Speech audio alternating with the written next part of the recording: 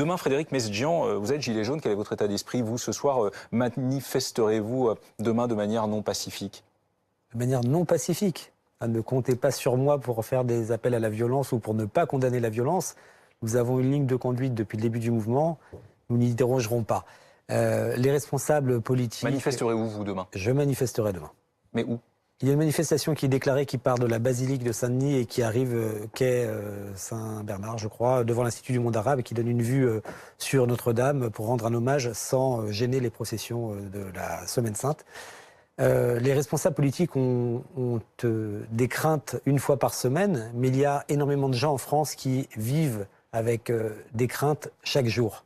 Il y a une violence sociale terrible en France, il y a énormément de gens qui sont touchés.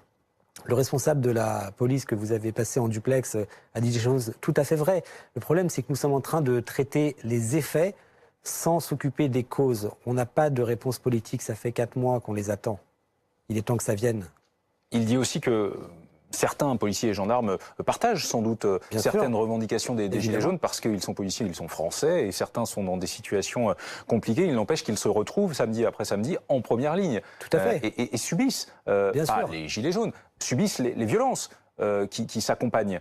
Oui. Vous comprenez du coup le malaise et peut-être l'intérêt à un moment donné de calmer le jeu? Quand on parle de 28 suicides de policiers, c'est pas 28 suicides de policiers, c'est 28 vies humaines, c'est 28 personnes, avec ces 28 familles en deuil, c'est des gens qui ont perdu des proches. On parle de 500 SDF l'année dernière qui sont morts dans les rues, c'est pas 500 SDF, c'est 500 vies. Il faut prendre le temps de s'interroger. Mais vous ne pouvez pas nier qu'il y a une défiance, voire de la violence à l'égard notamment de la police et de la gendarmerie dans les manifestations de Gilets jaunes de la part de certains Gilets jaunes et autres casseurs ou Black Bloc, on va y revenir d'ailleurs dans quelques instants sur ces différences sémantiques. Qu'est-ce que vous en dites de ça?